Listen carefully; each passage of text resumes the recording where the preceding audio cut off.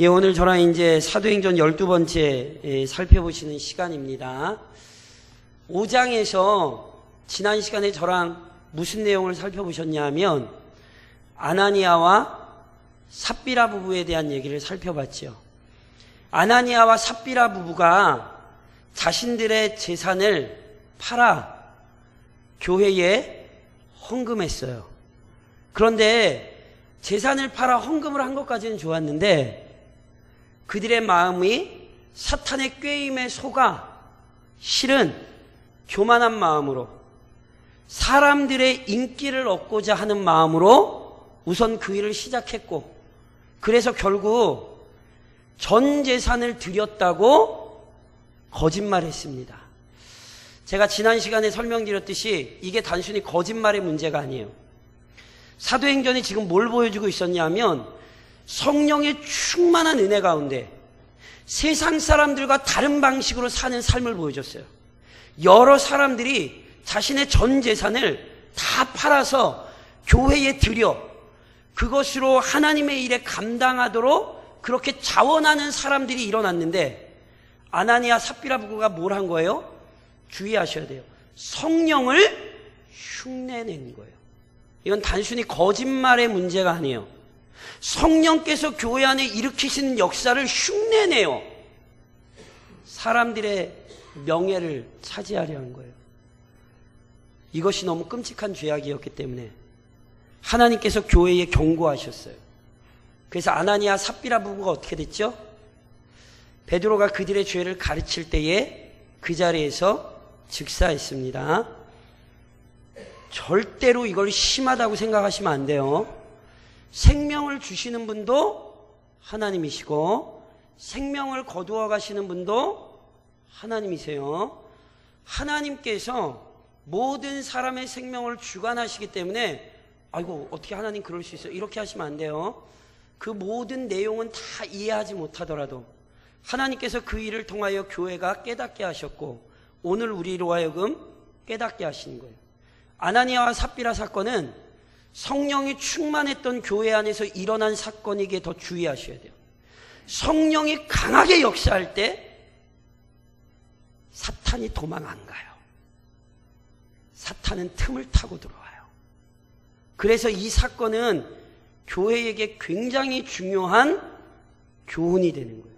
그래서 교회는 거룩하신 하나님을 더 경외하게 되었고 열심을 내어 더 복음 증거에 힘을 쏟는 거죠. 그래서 저랑 오늘 읽으신 12절로 우선 16절에 보면 앞서도 계속 나누었던 내용이에요. 어떤 내용이냐면 사도들을 통하여 많은 기적과 표적이 나타났고 성도들의 구별된 삶이 모든 사람들에게 드러났어요. 그래서 저를 좀 따라 하시겠어요?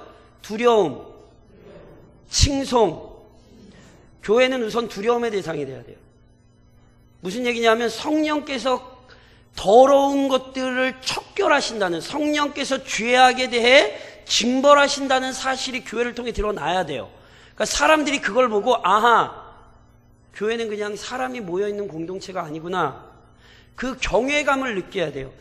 이 시대 교회가 자꾸 거꾸로 가려고 그러는데 사람들에게 편안한 교회, 안락한 의자와 깨끗한 환경과, 이상한 소리 하지 마세요. 교회는 경외감을 경험하는 곳이어야 돼요. 죄인의 마음이 어찌 교회에 들어오면 편할 수가 있어요. 착각하시면 안 돼요. 하나님은 거룩하고 두려우신 분이에요.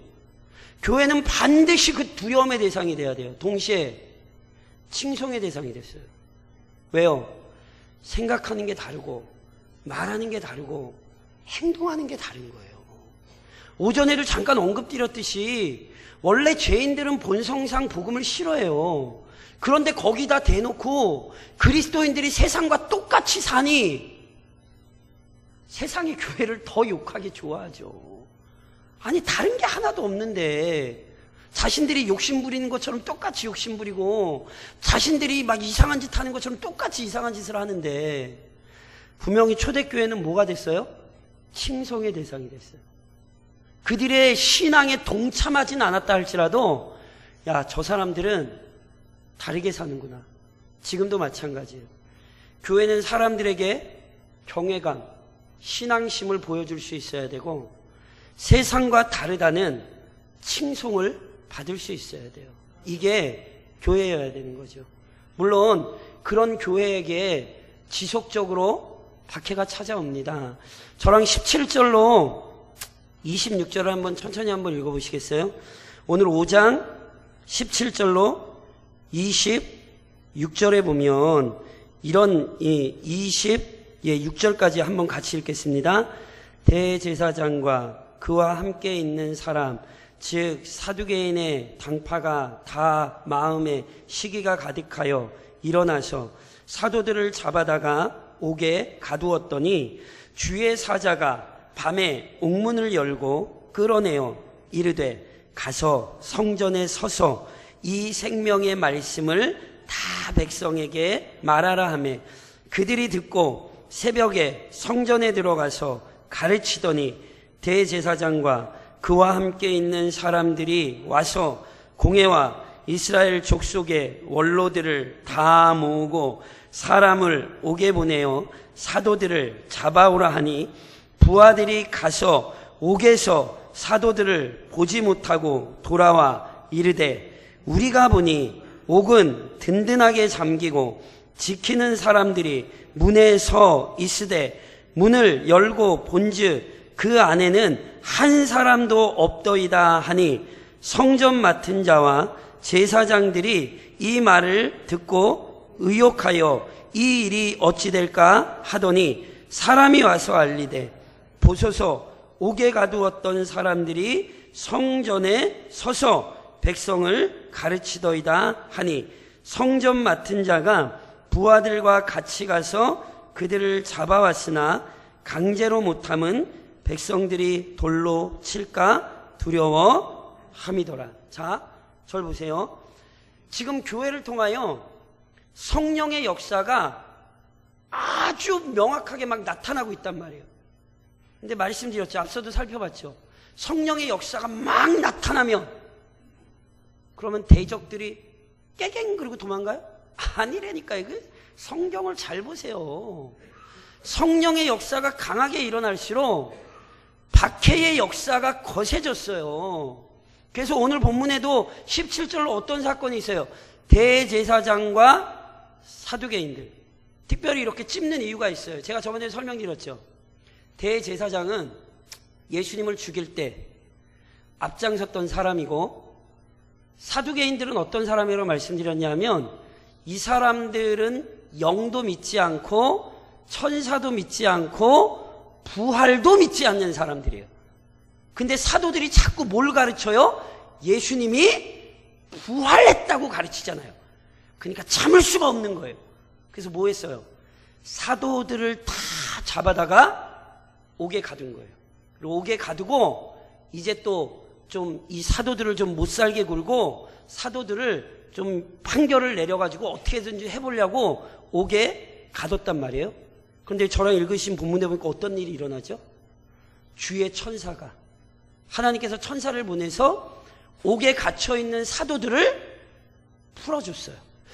어떻게 풀어줬는지 저희는 잘 모르겠어요. 이후 사건을 보면 사도들이 풀려날 때 감옥 앞에 군사들이 다 지키고 있었고 옥문도 그대로 다 잠겨 있었어요. 그러니까 이것을 성령께서 하나님께서 어떻게 이루셨는지 누구도 설명할 수 없어요. 분명한 건 천사가 그들을 이끌어내되 뭐라고 명령하는 줄 아세요? 성전에 서서 뭐 하래요? 복음을 전하래요. 그러면 사도들을 풀어준 이유는 분명해요. 사도들 왜 풀어줬어요? 하나님이. 그렇죠? 복음 전하라고. 그냥 잘 먹고 잘 살라고 풀어준 거 아니에요. 사도들을 꼭 뭐 하라고 풀어주신 거예요? 끊임없이 복음을 가르치라 풀어주신 거예요. 그래서 실은 사도들이 놀랍게 곧장 새벽부터 서서 성전 문을 언제 여냐면 새벽에 열거든요.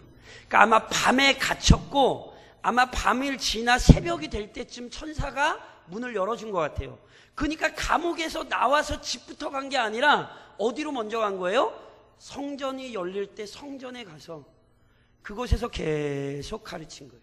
그런데 이거를요 지난밤에 옥에 가둔 대제사장과 사두개인들은 몰라요. 그래서 아침부터 공회를 모아요. 사내들인 공회를 모아서 이 사도들을 좀 혼내주려고 작전을 구상을 한단 말이에요. 그래서 공회를 다 모아놓고 야, 어젯밤에 잡아온 애들 걔들 끌고 와 그랬단 말이에요. 근데 끌고 오려고 갔더니 사도들이 있어요 없어요? 없지요. 왜냐하면 밤에 천사가 풀어줬는데. 난리가 났어요. 무슨 얘기냐면 이게 사람이 벌인 일이 아니라는 걸 안 거예요. 왜요? 제가 아까 말씀드렸죠. 본문에 보면 분명히 병사들이 그대로 지키고 있었고 옥문도 그대로 있는 거예요. 그러니까 겉으로 보면 아무 변화도 없어요. 누구만 사라진 거예요? 사도들만 바람처럼 사라진 거예요. 그러니 이미 알아요. 이게 사람이 만들어낸 일이 아니라 이게 신비로운 역사라는 걸 알아요. 그래서 서로 난리가 난 거예요. 이 일을 어찌할꼬 이 일을 어찌할꼬. 이전에 안진뱅이를 일으켰을 때도 마찬가지니까 이게 사람이 한 일이 아닌 걸 알거든요. 그런데 그 일에 굴복하기는커녕 더 대적하는 거죠. 그래서 도대체 이 일을 어떻게 할까 막 고민하고 있는데 누가 와서 얘기해 주는 거예요. 그 어젯밤에 붙들렸던 사도들 지금 성전에서 사람들 가르치고 있다고. 그랬더니 어떻게 해요? 다시 군사들을 보내서 성전 맡은 자를 보내서 잡아오는데 오늘 본문에 참 재밌는 얘기가 있죠. 26절에 보면 성전 맡은 자가 부하들과 같이 가서 그들을 잡아왔으나 뭐 하지 못해요? 강제로 하지 못해요. 왜요? 백성들이 두려웠대요. 이게 무슨 얘기인지 아시겠어요? 이미 백성들은 사도들을 통하여 성령의 역사가 나타나고 있는 걸 알고 있단 말이에요. 그러니까 종교 지도자들이 함부로 다루지는 못하겠는 거예요. 왜요? 괜히 잘못해서 백성들에게 돌맞을까 봐. 분명히 성령의 역사가 눈에 보이는데도 종교 지도자들이 지금 거부하고 있는 사실을 아셔야 돼요.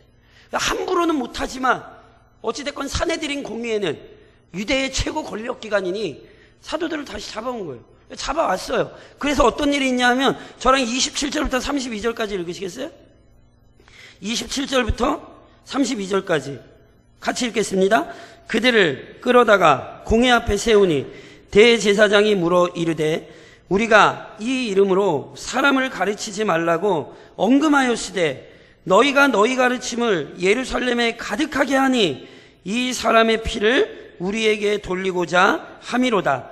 베드로와 사도들이 대답하여 이르되 사람보다 하나님께 순종하는 것이 마땅하니라. 너희가 나무에 달아 죽인 예수를 우리 조상의 하나님이 살리시고 이스라엘에게 회개함과 죄사함을 주시려고 그를 오른손으로 높이사 임금과 그주로 삼으셨느니라. 우리는 이 일의 증인이요 하나님이 자기에게 순종하는 사람들에게 주신 성령도 그러하니라 하더라. 자 보세요.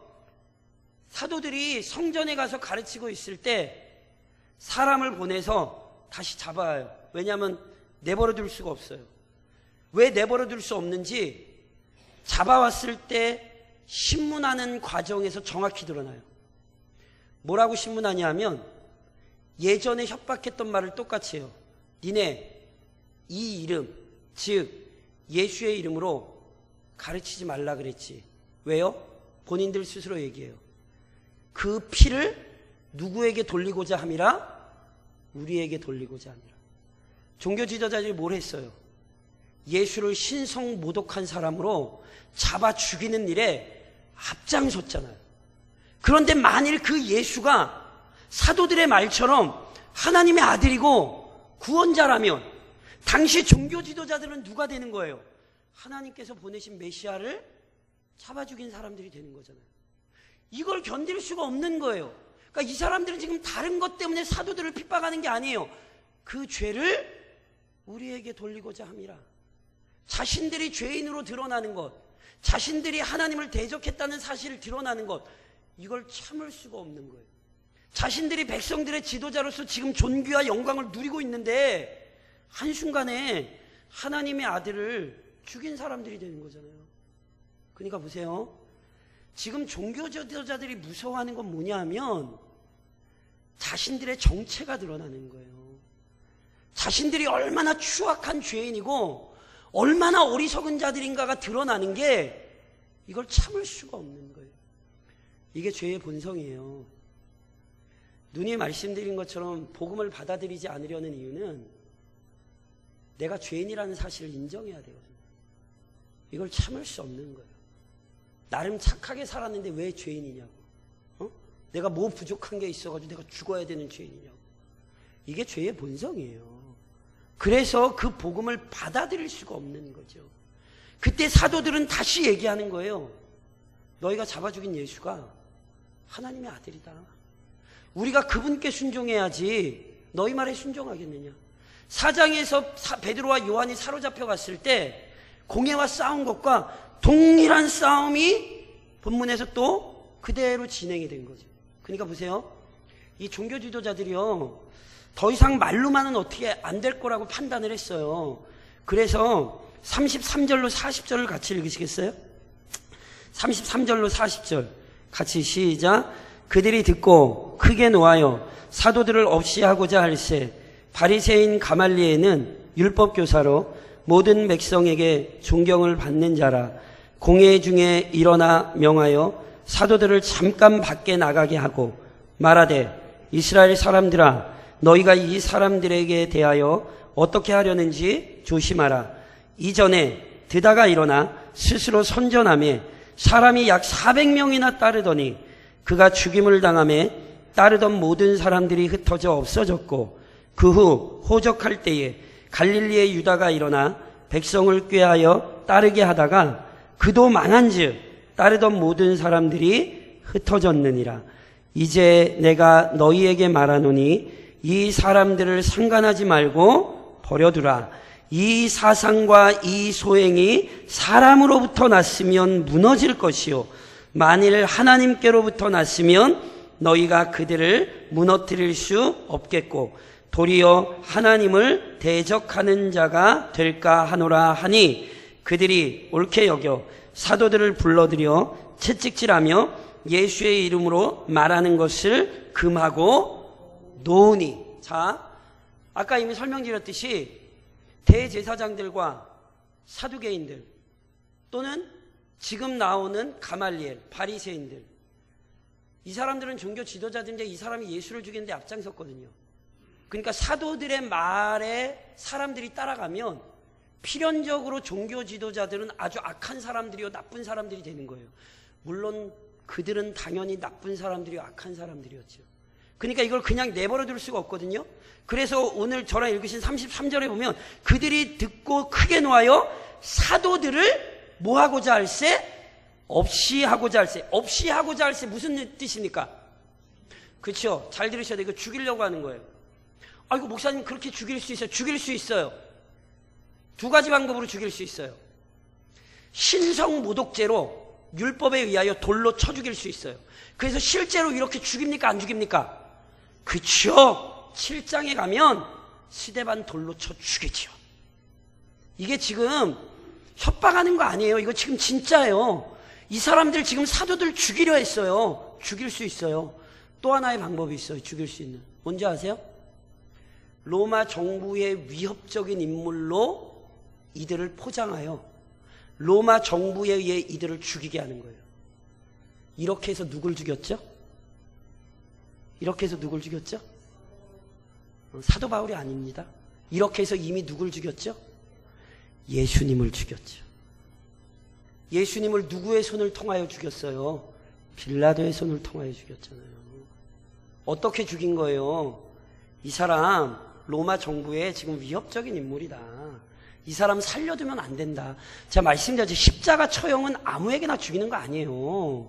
십자가 처형은 로마에서 딱 한 두 가지 정도예요. 하나는 그 사회가 용납할 수 없는 아주 흉악한 죄인이거나 또 하나 로마 정부의 아주 치명적이고 위협적인 인물, 정치범이에요. 예수를 어떻게 만든 거예요? 로마를 정복시킨 자로 만드는 거예요. 가이사를 무너뜨리고 스스로 황제가 되려 한 자라고. 그래서 예수를 그렇게 죽인 거예요. 그러니까 이 사람들은 지금 이 사도들을 죽일 수 있는 방법이 있었어요. 그래서 죽이려고 그랬어요. 그런데 오늘 본문에 보면 그때 바리새인 중에 가말리엘 어디서 많이 들어보지 않으셨어요? 가말리엘 누군지 아세요? 바울의 스승입니다. 유대 바리새인들 중에 아주 중요한 두 계보가 있어요. 하나는 힐렐, 하나는 샴마이. 이 두 사람이 양대 산맥이거든요. 그런데 이 가말리엘은 힐렐이라는 사람의 손자인 것 같아요. 정확히 좀 분분하긴 한데 손자인 것 같아요. 이 힐렐은 진보적이며 보편적인 가르침으로 유대인들에게 큰 호응을 얻었던 학파거든요. 대표적인 학파거든요.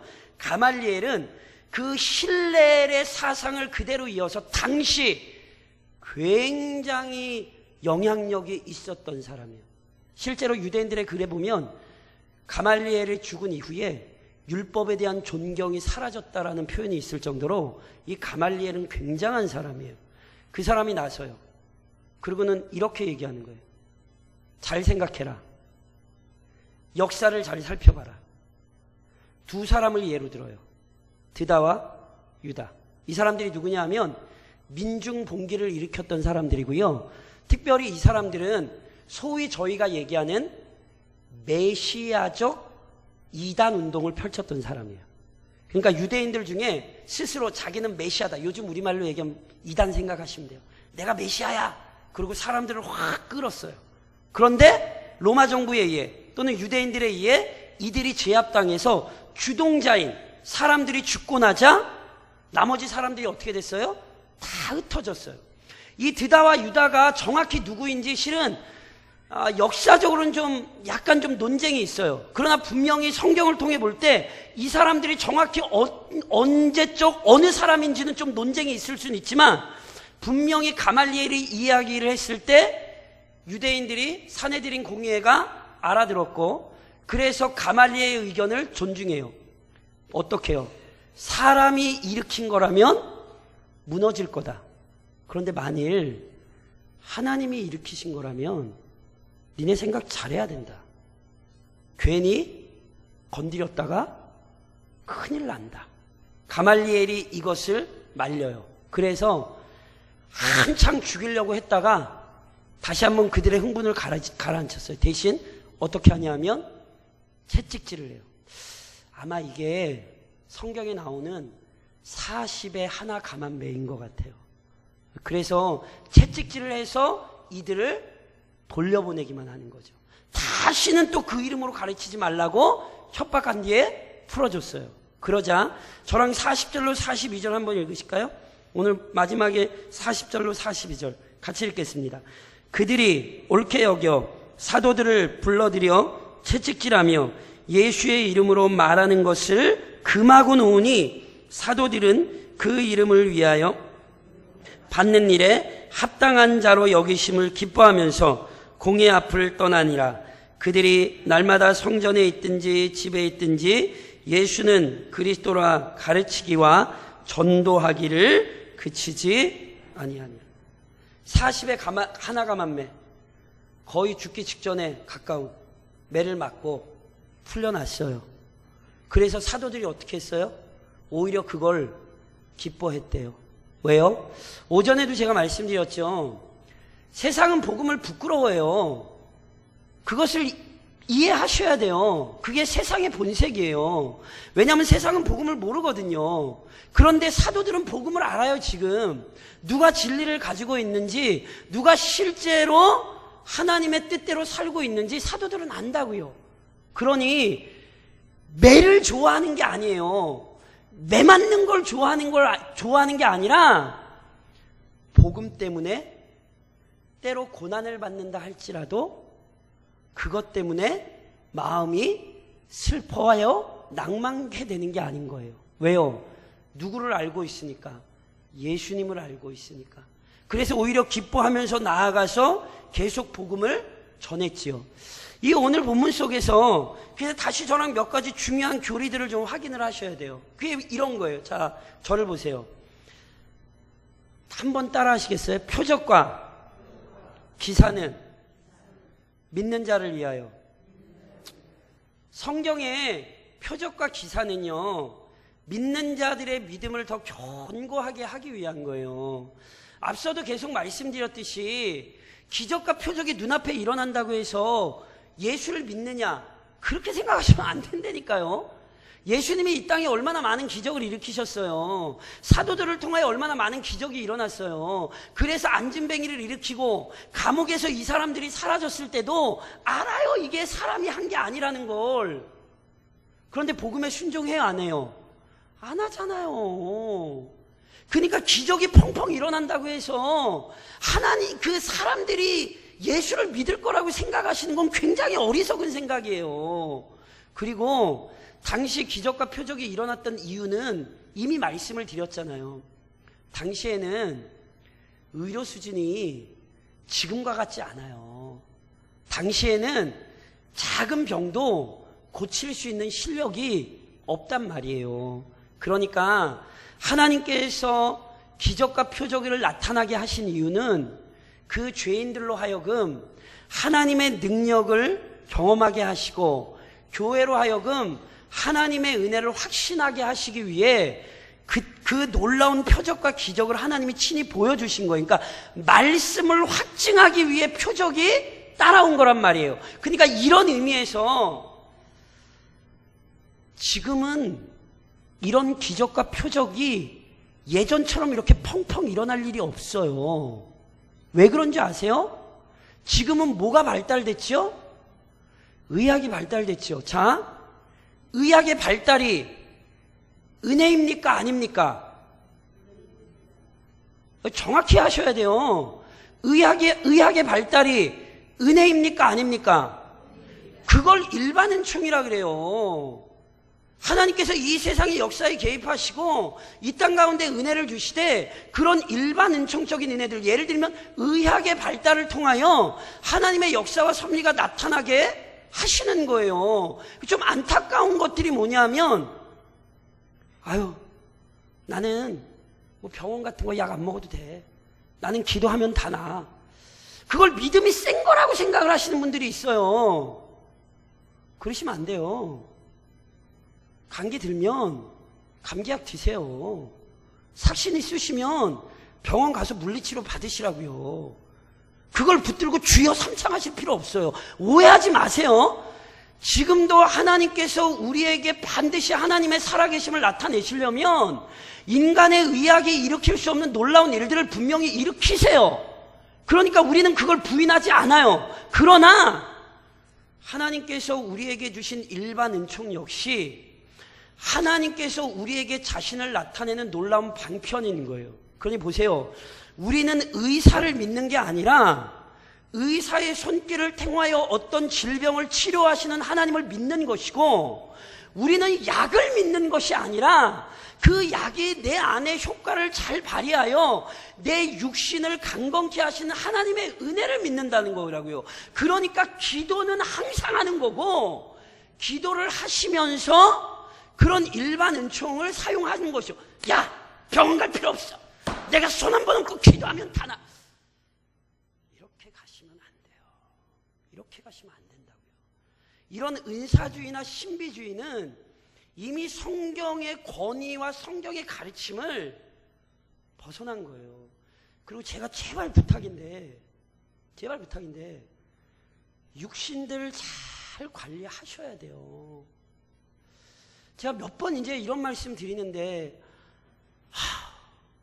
교회를 나가야 되는데 육신이 연약해서 못 나갔어요. 죄예요, 아니에요? 잘 들으세요. 육신이 연약하여 육신의 질병 때문에 교회를 못 나갔어요. 죄 짓는 거예요? 그렇게 얘기하시면 안 돼요. 하나님은 그런 분이 아니에요. 분명히 교회에 나갈 수 있는 건강도 있고 상황도 있는데 그 하나님의 부르심에 응답하지 않고 자기 멋대로 사는 것과, 나이가 들면 병 들어요, 안 들어요? 삭신이 쓰시는 거 정상이에요, 비정상이에요? 그 정상이라니까. 내가 믿음이 없어서 이렇게 육신이 그렇게 하시면 안 돼요. 그렇게 하시면 안 돼요. 그러니까 육신이 정 힘드시면 새벽에 못 나오셔도 집에서 기도하시면 돼요. 새벽 기도 못 나온 게 죽을 죄를 진 게 아니에요. 그런 잘못된 생각들을 하지 마시라는 거예요. 내 육신의 상황과 형편을 하나님이 아시고, 내 육신마저 누가 다스리고 계세요? 하나님이 다스리고 계신 거예요. 그러니까 성경의 질서를 잘 기억하시고 하나님의 뜻이 무엇인가를 잘 분별하셔서 믿음 안에 사시라는 거예요. 아유, 목사님 그러면은 또 예배 안 나와요. 그건 하나님이 다 아세요. 사람 보기에 뭔가 하려고 하지 마시라고요. 사람은 속여도 하나님을 못 속이는 거예요. 근데 우리는 자꾸 하나님이 두려운 게 아니라, 아우, 저 사람이 뭐라 그러고 누가 뭐라 그러고, 그렇게 신앙생활 하시면 안 돼요. 물론 다시 한번 말씀드리지만 건강도 하나님이 주시는 거예요. 그러니까 약 드셔야 되는 건 약 드시고, 병원 가서 치료받을 건 치료 받으시라고요. 그래서 건강 찾으셔서 주의 일을 위하여 힘쓰시라고요. 괜히 아우 난 이래도 괜찮아 방치하지 마시고, 그 육신 누구 건데? 하나님 거 아니에요. 근데 그걸 왜 함부로 하시냔 말이에요. 병원 한번 가서 치료받고 오면 건강하게 하나님 위하여 살 수 있는데 왜 그걸 끙끙거리고 계시냔 말이에요. 그건 믿음 아니에요. 그거 오해하지 마세요. 제 얘기 잘 들으셔야 돼요. 하나님께서 그런 일반 은총을 통해서 우리에게 은혜를 주셔서 사명을 감당하게 하시는 거예요. 더 나아가서 앞서도 계속 말씀드렸어요. 사도들을 통하여 말씀이 가르쳐지고 기적과 표적이 나타나고, 오늘 본문에 보면 사람들이 심지어 베드로의 그림자에라도 덮일까 베드로를 찾는다고요. 이게 꼭 누구의 모습이냐 하면 예수님의 모습이에요. 예수님의 모습. 무슨 얘기냐면 12해 동안 혈류증으로 앓던 여인이 예수님 앞에 나올 때 그 마음에 어떤 믿음이 있었어요? 내가 그의 옷자락이라도 만지면 나을까? 그 믿음을 가지고 나왔잖아요. 그러니까 지금 사도들의 모습이 뭘 보여주냐 하면 예수님의 모습을 그대로 닮은 것을 보여주는 거예요. 이해하시겠어요? 그래서 계속해서 저랑 사도행전에서 확인하시는 게 뭐냐면, 예수님 부활하고 승천하셔서 어디 계세요? 하나님 보좌 우편에 계시죠? 그럼 그가 하나님 보좌 우편에 계시면 그가 이 세상과 상관이 없어요? 아니라고요. 예수님의 모습으로 제자들의 모습이 그려지는 건, 그러니까 이 모든 일을 하시는 분이 제자들이 아니라 누구라는 뜻이라고요? 예수님이라는 뜻이라고요. 예수님께서 성령과 말씀으로 이 땅을 지금 통치하고 다스리고 계시다는 사실을 드러내는 거예요. 그런데도 예수님을 대적했기 때문에 사도들을 대적하는 거예요. 공회가 함부로 사도들을 다루지 못하는 것처럼 비춰지나, 결국 그래서 사도들을 함부로 합니까 안 합니까? 함부로 하잖아요. 그래서 계속 말씀드린 것처럼 성령이 강하게 역사하니까 유대인들이 도망친 게 아니라 오히려 유대인들의 박해가 더 거세져요. 예수님께서 요한복음에서 이렇게 말씀하셨어요. 세상이 너희를 미워하면 너희보다 먼저 나를 미워한 줄 알라. 너희가 세상에 속하였으면 세상이 자기의 것을 사랑할 것이나 너희는 세상에 속한 자가 아니요 도리어 내가 너희를 세상에서 택하였기 때문에 세상이 너희를 미워하느니라. 교회는요, 복음을 가르치는 부분에 있어서 반드시 세상의 적대감을 받게 되어 있어요. 복음을 전하려 하시면 반드시 어려움이 있을 거예요. 예를 들면 이단에 빠진 사람들과 이야기를 하면 반드시 논쟁이 생기게 되어 있어요. 그 사람들이 죽이려고 달려들게도 되어 있고, 이건 이상한 게 아니에요. 아우 저런 바보, 아우 저런 머저리 이러시면 안 되고 뭐 하셔야 된다고요? 긍휼히 여기셔야 된다고요. 그래서 이 싸움은 인내가 필요해요. 한순간에 안 돼요. 이게 끊임없이 인내하며 영혼을 사랑한다는 걸 드러내 주셔야 돼요. 단순히 말싸움이 되시면 안 되고요. 내가 너를 사랑하고 우리 예수님이 너를 사랑한다. 그러니 예수님 앞으로 돌아오라. 아까 저랑 읽으신 본문 중에 31절을 한번 같이 읽으시겠어요? 오늘 사도들이 뭐라고 얘기하는지를 보셔야 돼요. 31절을 다시 한번 같이 읽으시겠어요? 31절 같이 시작. 이스라엘에게 회개함과 죄 사함을 주시려고 그를 오른손으로 높이사 임금과 구주로 삼으셨느니라. 자, 보세요. 너희가 예수님 잡아 죽였지. 너희 이제 죽었다. 너희 이제 큰일 났다. 너희 이제 임마, 니네 이제 하나님 가만히 안 내비도. 사도들이 이렇게 얘기 안 하셨어요. 사도들이 이렇게 얘기를 안 해요. 뭐라고 얘기했죠? 하나님이 임금과 구주로 삼으셨대요. 왜? 회개함과 죄사함의 은혜를 주시려고. 이해하시겠어요? 예수를 죽인 자들을 향하여 사도들은 지금 뭐라고 얘기하는 거냐면, 너희가 모르고 그랬으나 이제라도 뭐 하라는 거예요? 돌이키라는 거예요. 복음의 핵심은 여기에 있어요. 너 예수 안 믿으면 지옥 가 죽어 이러려고 하는 게 아니에요. 그 어리석음에 머물지 말고 돌아오라고. 우리 주 예수께서 용서하시니 그 은혜 앞으로 돌아오라고. 교회는 돌아오도록 촉구를 하는 거지, 너희 그러다 너 지옥 간다 이런 곳이 아니란 말이에요. 사도들이 자신들이 박해를 받으면서도 하는 얘기는 결국은 돌아오라는 거예요. 돌아오라는 거. 아무리 매를 맞고 아무리 욕을 먹어도 돌아오라. 이게 교회의 모습이어야 된다니까요. 우리는 끊임없이 이 지역에서 돌아오게. 아유, 저 사람들 안 돼. 그건 우리가 판단한 일 아니에요. 아유, 저 양반은 안 믿을 거야. 그거 내비두시라고요. 그 하나님이 어련히 알아서 하실 거니까. 그러니까 우리는 뭐 하는 거냐 하면 끊임없이 사도들이 했던 것처럼 돌아오라는 거예요. 회개함과 죄 사함의 은혜 안으로 돌아오라고. 결과는 하나님께 맡기고 우리가 그걸 그렇게 가르치는 거죠. 그래서 보세요. 사도들은 분명히 뭐라고 표현을 했냐면, 저랑 읽으신 아까 32절도 같이 읽어요. 32절 같이 읽겠습니다. 우리는 이 일의 증인이요 하나님이 자기에게 순종하는 사람들에게 주신 성령도. 사도들은 자기는 누구라는 거예요? 증인이라는 거예요. 매를 맞아도 욕을 먹어도 증인이에요. 뭐라고요? 증인이요. 무슨 얘기예요? 가르쳐야 된다는 거예요. 전해야 된다는 거예요. 그러면서 아주 중요한 표현을 써요. 하나님께서 자기에게 순종하는 사람들에게 주신 성령이래요. 이 표현은 이런 의미예요. 내가 순종을 했기 때문에 하나님이 성령을 주셨다는 뜻이 아니라, 성령의 충만함이 뭘로 나타나는 거냐면 순종으로 나타난다는 거예요. 사도들은 이미 성령으로 충만하잖아요.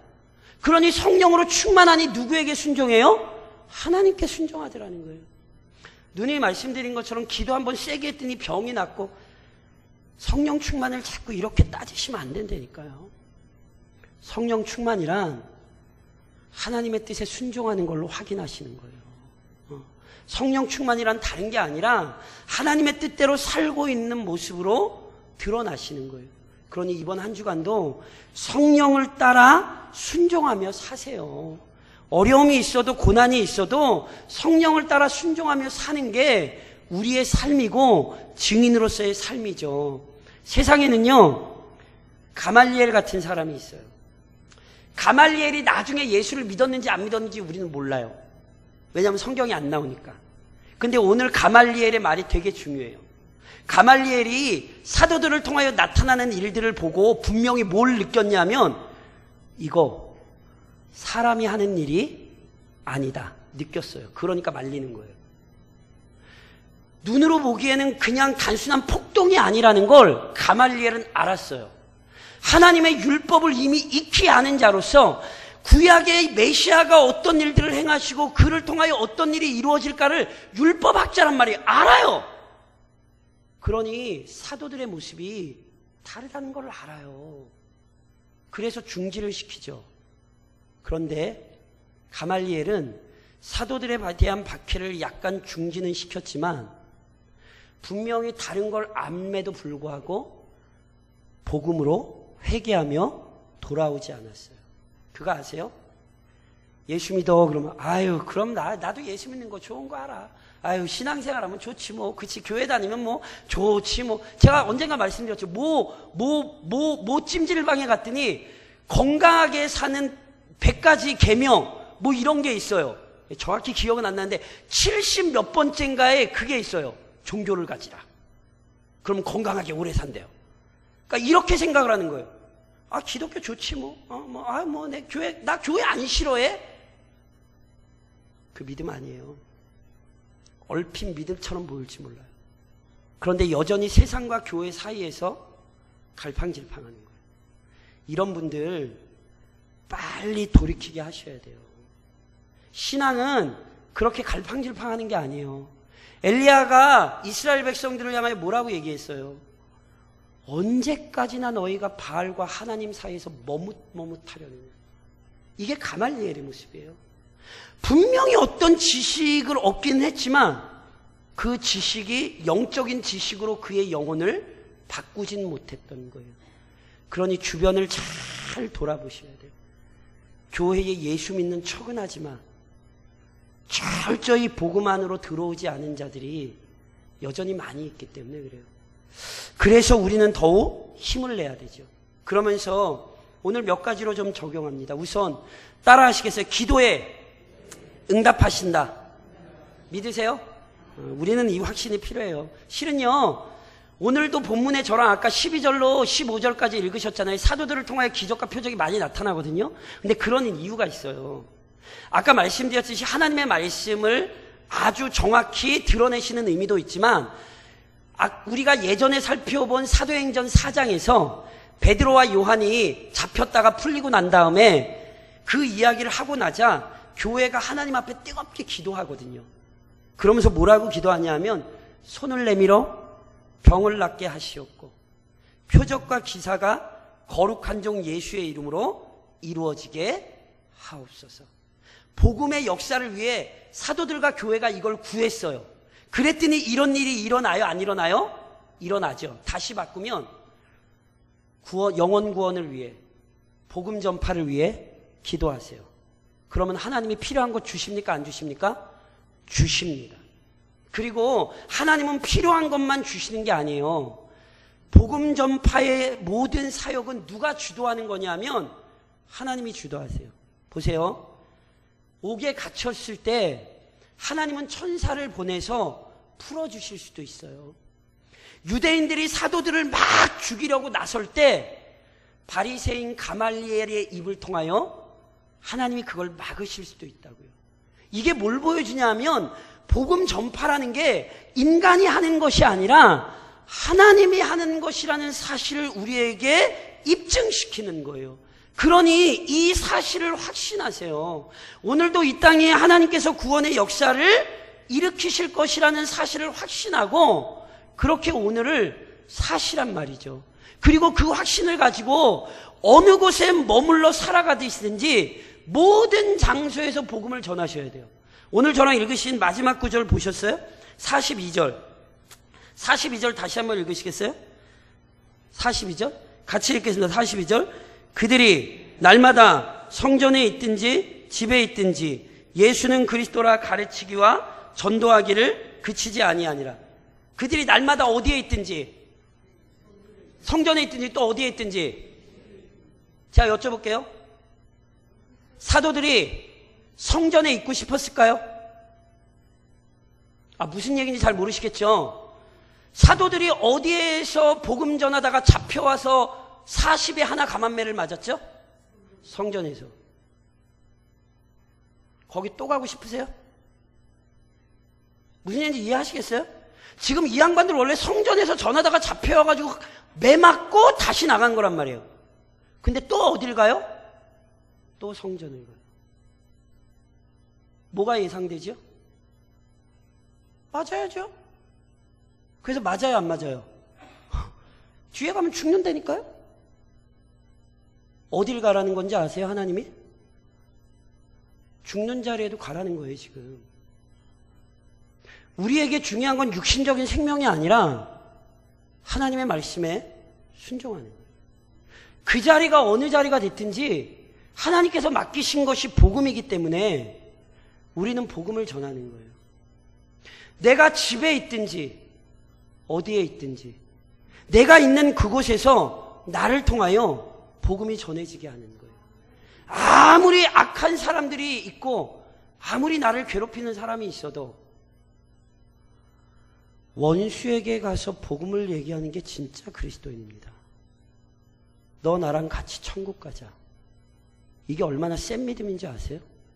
그래서 제가 누누이 말씀드리죠. 원수가 어디 있죠? 원수는 먼 곳에 있지 않아요. 원수는 집 안에 있고 내 옆에 있고 내 주변에 있어요. 그래서 우리로 하여금 뭘 실천하게 하시는 거예요? 원수마저 사랑하라고. 그러니 오늘도 이번 한 주간도 어느 곳에 있든지 그곳에서 전하십시오. 그것이 우리의 사명입니다.